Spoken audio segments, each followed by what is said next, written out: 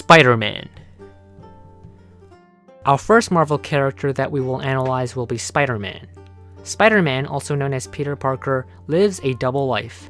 The public life, which does not seem anything interesting, and a secretive life that means everything to him. After being hired for a Stark internship, Peter believed in a more ambitious part for Spider-Man.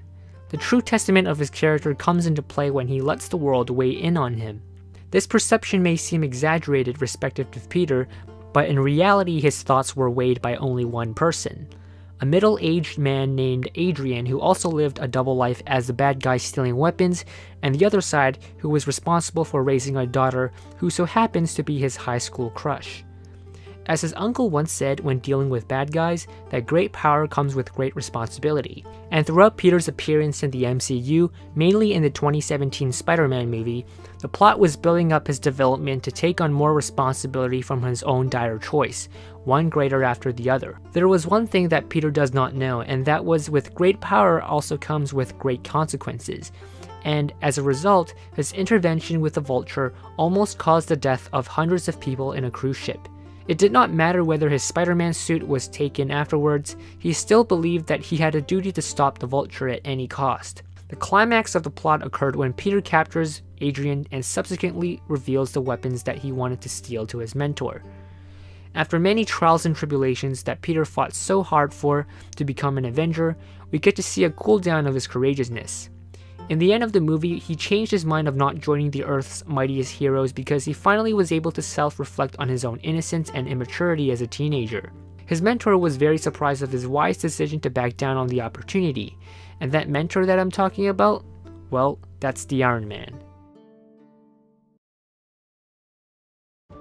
Iron Man and War Machine. Tony Stark have gone through numerous phases of events throughout his decade of appearance in the MCU franchise. In every one of those appearances, whether it be his own movie or not, his journey always evolved around the conflict between man and the technology that he builds. For example, in the first Iron Man movie, the main antagonist, Stain, was initially a second in command of Stark Industries, but after seeing Tony's journey in building the Iron Man, he wanted to acquire the legacy for himself, which then led to the creation of the Warmonger. For the antagonist in the second Iron Man movie, a Russian physicist wants to seek revenge after realizing that Howard Stark had deported his father to the Soviets. In the third Iron Man movie, a biologist who was once inspired by Tony's work turns against him after ingraining in his own selfish research to take back his dignity as a Mandarin. Every time Tony successfully stops the antagonist from continuing on their evil deed, he was always left with the consciousness of the device that was powering his own body, the arc reactor. As the franchise grew with more powerful enemies, Tony feared for his own life since machines could be replaced when it becomes defected, but the man in the suit cannot. We could witness the expression of this throughout his appearance in the franchise. For example, one occasion was his near-death experience when he was fighting off Loki and the Chitauri.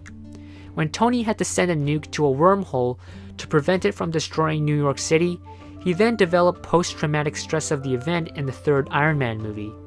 Tony was not always egotistic for his own sake, he also feared losing other lives as well, most notably his romantic interest Pepper Potts. This happened in the end of Marvel's Avengers, and also this is what happened in Iron Man 3.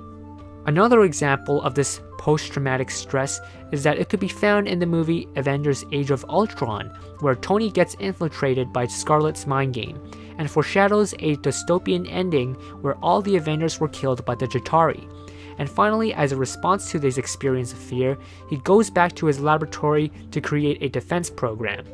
What was initially planned to be a global defense program turned out to be Ultron, a murder bot sent to annihilate humanity. In the third phase of the MCU, Tony had full interest in the Avengers over any other military division in the world.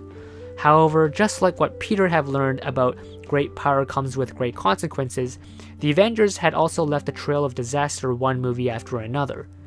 Unlike Tony's egotistical manner, he started to fall back on his commitment to the Avengers when he realized the consequences that he made on innocent lives. After the turnover with the relationship with Steve, the only two people he could rest his back on was Peter and also the person who was deeply injured during the Civil War, and that person's name was Rhodey. Rhodey may come off as only a supporting character in the Marvel Cinematic Universe, but he had a critical role in helping Tony to fight evil. Whenever there was a conflict within the business of Stark Industries, Rhodey was always professionally handling the conflict well, while Tony does it immaturely. In addition, if Tony goes into a drinking spree and avoids the problem at hand, Rhodey was always there to solve it, either as the War Machine or the Iron Patriot. However, he does get egotistic at times, particularly at the moment in which he tries to evaporate the Falcon.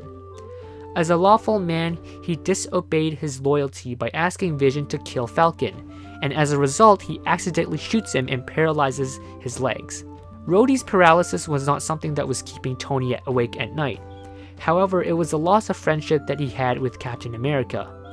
After discovering the truth of what Captain was hiding for him for so long, he could not think of wondering whether or not the Avengers could continue on operating as a private division. Captain America and the Winter Soldier. You may know Captain America as the first Avenger, the super soldier who was willing to sacrifice for his own country. Ever since his first appearance in the MCU back in 2011, Captain America, also known as Steve Rogers, have gone through many journeys in preventing evil from tearing the world apart. His journey started back in the period of World War II, when he, as Captain America, needed to recruit young men into battle to fight against the Nazi and most importantly Hydra. Working along with characters such as Chester Phillips, Peggy Carter, and Bucky, they were able to stop Hydra from continuing their plans to sabotage the World War. However, when Steve gets frozen into an iceberg and then wakes up 70 years afterwards, Captain America had to change gears about the reality of his own country.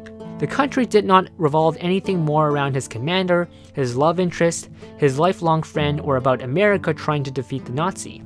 Now it was about the Avengers, the group of the Earth's most mightiest heroes whose job was to stop Loki. After defeating Loki and then entering into the second phase of the MCU, Nick Fury hired Steve to partake in his journey for S.H.I.E.L.D. to stop B-level criminals. It may seem like Captain America could retain his loyalty in serving the world, but things started to drift a downward spiral when he discovered that Bucky was revived from the ashes. Unlike Steve, who was revived from S.H.I.E.L.D. to fight for America, Bucky gets revived from Hydra to fight against the world. Hence the name Captain America for Steve and the Winter Soldier for Bucky. Throughout Bucky's internment, he was manipulated by Hydra and then used as a weapon to fight against Steve and the others. In the second Captain America movie, for the very first time, Steve had witnessed a distrust in the organization he fought for.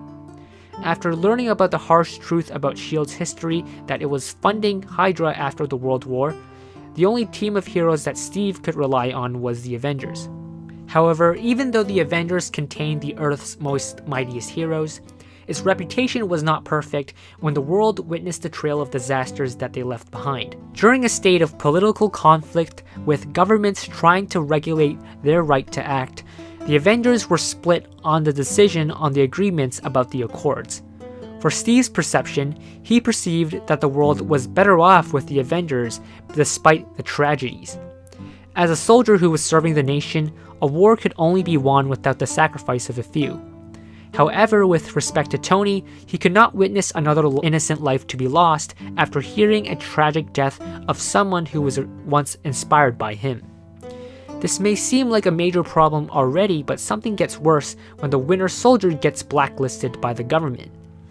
With the government trying to capture the Winter Soldier because of what happened to a Wakandan leader, Steve gets into another disagreement with Tony, having to side with the authority again. A much personal problem arises when Tony discovered that the Winter Soldier was the one who murdered both of his parents, tearing his relationship with Steve completely apart. Ever since the dissolution of the Avengers, Steve lost his purpose of what he fought for entirely, and now, along with him and Bucky, they remain as a group of outlaws to the world. Hulk and Black Widow. Bruce Banner was a scientist. He lived a peaceful life until a laboratory experiment goes wrong, exposing himself with gamma rays. Now he struggled to cope of living with two alter egos, the one who was reserved and intelligent, and the other one who was angry, unstable, and violent. Banner's character was a distinctive one out of the whole team because he was the only superhero that could not control his own powers. Because of this vulnerability, he was always locked on as a potential target to be manipulated. For one instance by Loki, and then the second instance by the Scarlet Witch. The only person who seemed to control his power and temperament was Natasha Romanoff. As a spy who does not have superpowers, she always played the most mysterious figure in the Avengers. First appearing as a supporting character for Tony Stark, then joining the Avengers, then being a supportive character for Steve Rogers, then joining the Avengers again, there was no doubt that she serves an important role in defeating evil. Her true authentic emotions only came when she was with Bruce Banner, and it comes to no surprise that Natasha was the only one who was able to control the temper of Banner, and if she was not available, then the Hulkbuster would have to step in. At this point on, after being stranded in a ship fleeing away to Earth during the destruction of Ultron, the MCU brought a new saga for the character to see how he would adapt to a new world, planet Sakaar. Compared to the lifestyle that the Hulk had on Earth, Hulk felt more accepted by the people of Sakaar. But ever since the 2 years he has been on that planet, the person this green monster missed the most was Natasha Romanoff. However, leading up to the most recent events before Infinity War, they were currently in two opposite ends of the universe, with Natasha, aka Black Widow, having been with Steve, while the Hulk being stranded with Thor and the rest of the surviving Asgardians. Thor and Loki. The story arc of Thor revolves around the realm called Asgard, a realm that was ruled by the Odin family. The father, Odin, being the king, the mother, Freyja, being the queen, and two sons being Loki and Thor. The theme of every Thor movie was a power struggle for the throne, a feud between the two brothers. We had Thor, who was seeking the throne through justice and prosperity, and then we had Loki, who was seeking the throne through lustfulness. Why would Loki exhibit such a villainous character? Well, it had everything to do with his upbringing. The truth was that he was never biologically related to the family of Odin. In fact, he was adopted, and his roots were traced from a species that was the rival of Asgard's existence. As mentioned about Odin's refusal of encountering any more wars, he could use Loki as a symbol to bring peace. But after learning the truth, Loki goes on a rampage against the Avengers, until the Hulk puts him to place. Thor was a character who was always on the side of an eye for an eye, looking to invade any kind of army who were against their existence. And throughout the franchise, his action always gets conflicted with his father. This happened twice in the MCU. The first time where Thor invaded Jotunheim, which evidently brought him to be exiled out of Asgard and sent to Earth, stripping away his powers. And the second time where he invaded Svartalfheim to protect Jane from the Reality Stone. The answer to the story of why there was always a military conflict with him and his father was a simple one. Odin feared any more bloodshed and war across the different realms of the universe. However, his greatest fear was Hela, the goddess of death. In Thor Ragnarok, Odin's greatest fear was unveiled, where his timely death led to the release of his long-lost daughter, with Hela effortlessly destroying Thor's hammer, then in the later half rupturing one of his eyes. Thor's conquests have to be made to become the god of thunder. Although Thor was able to stop Hela from Ragnarok, the place of Asgard had to be sacrificed in order to stop her. With the rest of the remaining surviving Asgardians, Thor perceives that he could rest after all of what happened with his conflict with Hela. And throughout this trilogy, it may turn out that the feud between him and his brother Loki has ended. But what he does not know that leading up to the event of Infinity War was that his brother had taken the Tesseract before the destruction of their home, thus capturing the attention of Thanos.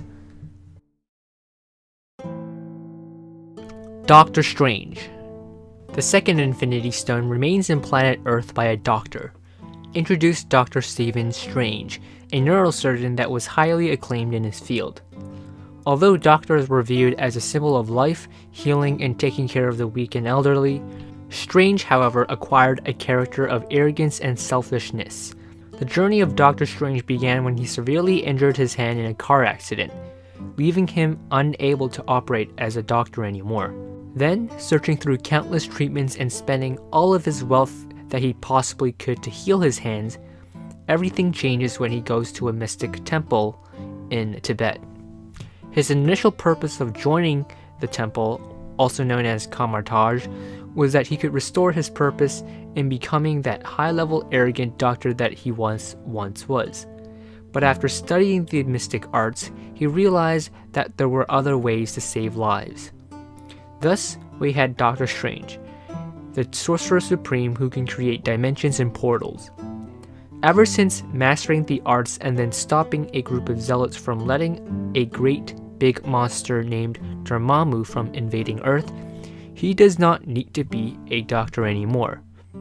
Now the question that was left, since the Ancient One is gone, Mordo has gone rogue, and the only companion with him was Wong, can Doctor Strange stop Thanos from taking the Time Stone? Wanda and Vision. The third Infinity Stone lies on Vision, a stone that Wanda was eager to protect. Wanda always felt insecure about her own powers. As the title of her superheroine is called the Scarlet Witch, the public sees her not as Wanda but a witch who can cause traumatic destruction on innocent people. In the numerous battles that she fought against many of the other Avengers, there is no doubt that she is one of the most powerful characters in the MCU so far. In addition to her powers, she was the only few characters in the MCU to be able to stop Vision by utilizing the power of the Mind Stone. Finally, leading up to the events of Infinity War, the relationship between Wanda and Vision reaches its climax as Wanda had to decide whether to sacrifice Vision to stop Thanos of taking the stone, or to risk protecting Vision, which could give a chance for Thanos to acquire it. Guardians of the Galaxy. After stopping Ronan the Accuser, the Nova Corps was able to keep the fourth Infinity Stone safe from his hands. Who stopped Ronan? Well, that would be the Guardians of the Galaxy. The first Guardian was Star-Lord. Peter Quill never had it easy growing up as a child compared to all the other childs that were born in planet Earth. For one, his father leaving him and his mother dying from a tumor, nothing could get worse for Peter until he gets abducted by a bunch of alien thieves. 26 years later, Peter still questions about his family origins. In the attempt of avoiding this traumatic memory from the past, he engaged in stealing fortunes and having one-night stands with alien beings to fill up his mind. When the Guardians of the Galaxy was formed, Quill finally had the purpose to fight crime instead of being the criminal himself. At the end of the first movie, Quill thought that he finally found his home with Drax, a tree, a talking raccoon, and an attractive green alien being. When he meets his real father, Ego, the man who married his mother and also the man who listened to his mother's music, he soon believed that Ego's planet was his real home. However, the moral of Peter's destiny did not lie in the hands of Ego but to his adoptive father, Yondu. Ego was egotistic, whose plan was to rule the galaxy in the expense of his mother's life. Yondu was forgiving, able to prevent Peter's life to be in danger despite not being his biological father. At the end of Volume 2, Peter learned that sometimes that thing you're searching for your whole life is right there by your side all along. The second Guardian was Gamora. Gamora was not a peaceful alien being. She was in fact a lethal killing machine ever since being adopted by Thanos. She also has a sister who shares a sisterly feud with each other.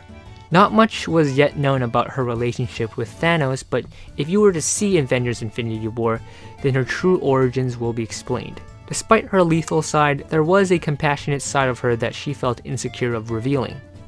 As Drax said, there are two types of beings in the universe, those who dance and those who does not. And for Gamora, Peter was still left with an ambiguous conclusion as to whether she likes him or not. The third and fourth Guardians were Drax and Mantis. Unlike the rest of the Guardians that lusts for fortune around the galaxy, avenging his wife and daughter was his only goal in the world. Since his ambition was so strong, he does not recognize the fatal consequence of his shortcomings on the battlefield. Drax also possessed the character of honesty even in circumstances where he was not supposed to. and this happens occasionally when he was along with Mantis, since she has the power to reveal people's deep and darkest secrets. With Mantis being the MCU, her character brought a new comfort for Drax since the rest of the 4 Guardians had already paired up as a double. In fact, it was his luck to have teamed up with a character who was able to control a planet-like villain. Drax's philosophy was this: if someone was held accountable for his family's death, he must be killed by his own hands, even if it means going loud and dumb. The 5th Guardian was Rocket. Out of the entire pack, Rocket was the most greediest and money-hungry of them all. Even after gaining the respect from the Nova Corps, after defeating an enemy who tried to eliminate the planet Xandar, the talking raccoon still possesses the same level of urge to steal something that does not belong to him. Rocket's philosophy was this: if he wants something, he will take it even if it was unethical. Last but not least, Groot, the considerable mascot of the pack.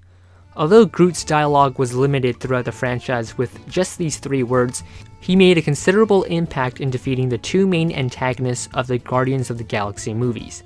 First protecting the other Guardians from danger in the first movie, and then in the second by planting a bomb in Ego's brain. Ant-Man. For every father in the world, the best thing that they want is to have their daughter look up to them as role models, and for Scott, that was definitely something that he wanted his daughter to see him as. However, because he was convicted by breaking the law and being sent to jail, his relationship with his daughter takes on a toll. After being released in jail and struggling to find a job, his life seemed hopeless until Hank Pym offered him an opportunity to redeem himself by becoming the Ant-Man. His mission? To break into a company's property and to defeat the Yellow Jacket. Now, Hank already had a daughter who was skilled in combat, so the question was, why would he not let his daughter to do the dirty work, but instead hire a past criminal? Well, this circumstance would lead to the theme that for every father in the world, the best thing that they want is to have their daughters protected over the expense of their lives. Finally, this was the reason why Hank hired Scott instead of letting his daughter to become the Ant-Man. After witnessing the death of her mother, he could not afford the risk of losing hope. For Scott particularly, he would not want to see his daughter Cassie from getting hurt, and that was why he risked his life by going subatomic to stop and defeat the Yellow Jacket. Hank was a troubled man, still trying to find a way to reverse engineer the suit so that he could bring his wife back from life again. But once he discovered that Scott was able to reverse back from that subatomic state, he started to feel motivated again. After being given the opportunity to redeem his daughter, it may seem like Scott would finally lay low from the cops again. However, his biggest dream was to team up with the Avengers, and in Captain America Civil War, he certainly does. In a big way. Hawkeye. The last Avenger that we will discuss is the Arrow guy Clint Barton. He may not have extraordinarily godlike powers, but he possesses the spirit of an Avenger, and that is to protect the Earth at all cost. His first appearance was a cameo in the first Thor movie back in 2011, then in 2012 where he helped Black Widow to take down Loki and the Chitauri, and then in 2015 where we get to see more of his family. This just shows why he was the most relatable character in the Avengers, because beneath all of the avenging, he needed to support his family as well. It may be a rational thing for him in the end of the movie for him to retire so that he could settle with his family, but when there was a major conflict going on with the Avengers internally, he had to come back for another fight. Leading up to the events of Infinity War, the destiny for Hawkeye was to see whether or not him and his family could survive the living terror that Thanos will strike upon half of the universe.